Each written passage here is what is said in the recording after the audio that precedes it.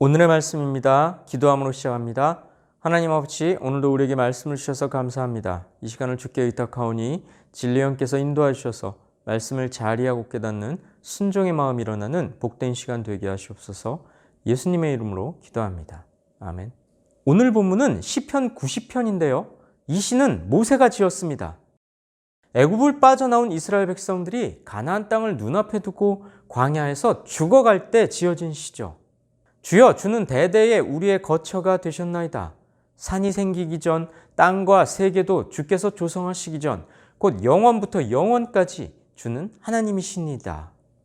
모세의 이 고백은 40년 광야 생활의 경험에서 우러난 고백인 만큼 의미심장합니다. 날마다 광야를 전전하면서 유목민처럼 살았던 이스라엘 백성들에게 밤을 지낼 안전한 거처를 확보하는 건 아주 중요했죠. 성도 여러분, 하나님은 어떤 분입니까? 그분은 영원부터 영원까지 우리의 주님이 되어주시고 우리의 거처가 되어주십니다. 하나님은 육신뿐만 아니라 고단한 영혼의 안식을 주는 거처가 되십니다. 이 하나님을 거처로 삼은 자야말로 진정 행복한 백성입니다. 이스라엘 민족의 지도자였던 모세는 파란만장한 인생 여정을 거쳤는데요. 그 과정에서 인생의 진리를 체험적으로 깨달았습니다. 그 진리란 바로 인간은 연약할 뿐이라는 것이죠. 모세는 이렇게 고백합니다.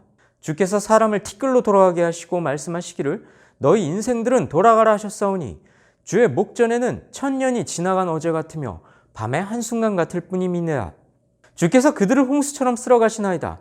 그들은 잠깐 자는 것 같으며 아침에 돋는 풀 같으니이다.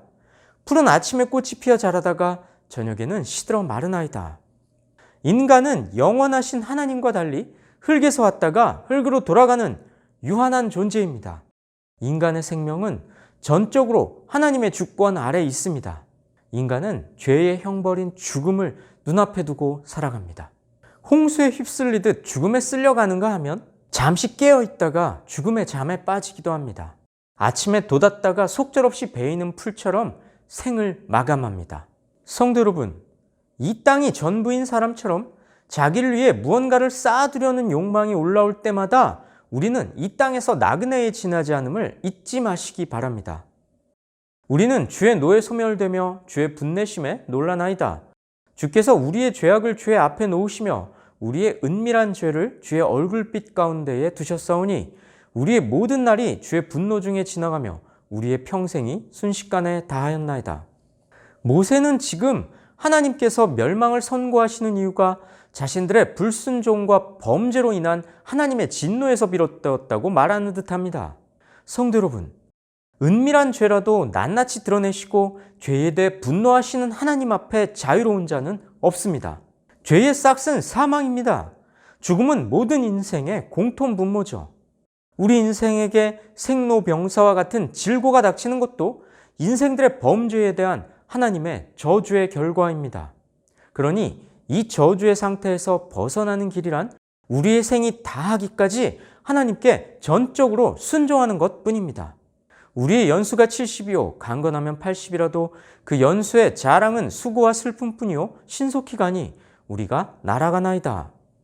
이 구절은 아마도 출애굽한 이스라엘 백성이 약속의 땅 가나안에 들어가지 못하고 광야에서 멸망하게 된 데 따른 인생의 무상함을 말하는 것 같습니다. 모세의 이러한 탄식 속에는 죄로 인해 비참해져 버린 인생에 대한 통찰이 배어 있는데요. 하나님이 외면한 인생이란 그 연수와 상관없이 수고와 슬픔으로 가득 찬 비참한 인생에 불과하다는 겁니다. 누가 주의 노여움의 능력을 알며 누가 주의 진노의 두려움을 알리까? 우리에게 우리 날 계수함을 가르치사 지혜로운 마음을 얻게 하소서. 자기 나를 계수한다는 건 인생의 불확실함과 덧없음을 안다는 겁니다. 항상 죽음의 때를 의식하고 사는 것을 말하기도 하죠.